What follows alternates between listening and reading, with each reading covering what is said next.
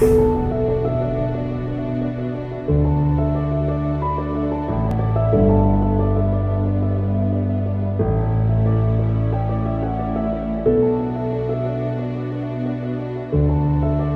effectivement en 2009 passé une très mauvaise année. On a perdu du chiffre d'affaires, la rentabilité n'était pas au rendez-vous. C'était une année très difficile.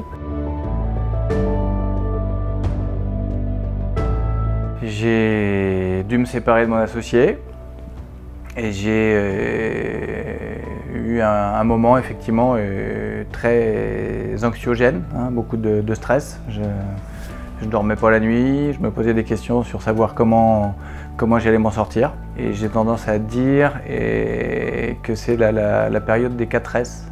La solitude, le sommeil qui n'est pas présent, le stress. Et j'ai terminé sur une sciatique. Donc voilà les 4 S. Hein, l'été qui a suivi, l'été 2010, j'ai passé l'été allongé.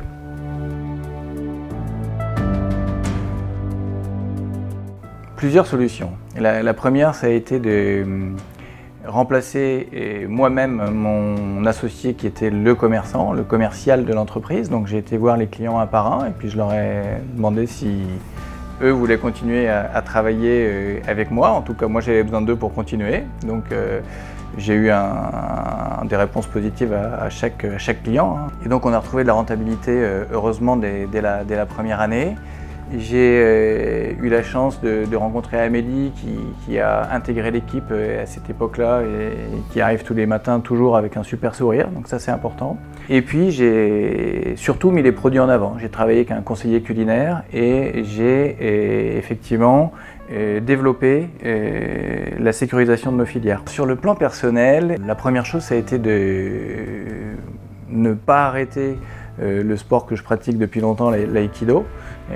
Aujourd'hui, je donne 2 cours par semaine, mais effectivement, ce moment dans le dojo, sur le tatami, c'est un moment où la vie à l'extérieur s'arrête. Et je pense que c'est vrai certainement dans beaucoup de sports, mais c'est pour dire l'importance d'avoir un sport pour chaque dirigeant.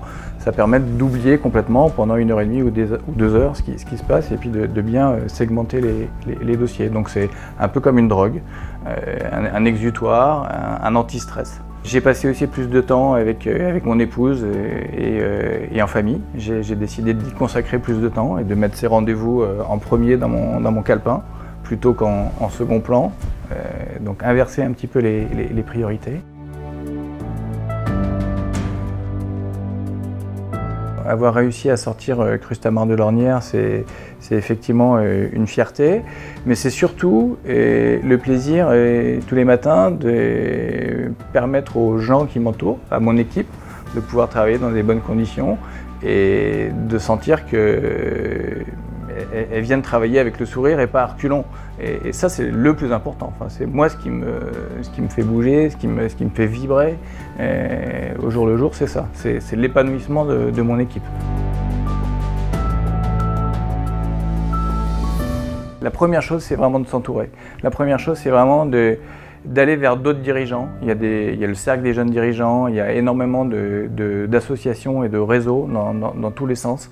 Et il faut absolument échanger avec ses pairs. Suite à ces périodes de difficultés, finalement, on apprend à prendre du recul et on apprend à identifier les valeurs fortes sur lesquelles on doit avancer, on doit approfondir ce qui fait notre force. Si j'avais une baguette magique, j'ai fabriqué une boîte magique. Cette boîte magique pourrait alerter, informer, questionner, coacher, conseiller et dire il y a ça qui existe. Donc comment communiquer, comment apprendre aux dirigeants que finalement ils ont un relais, ils ont une structure sur laquelle peut-être s'adosser ou en tout cas avec laquelle ils peuvent interagir et communiquer.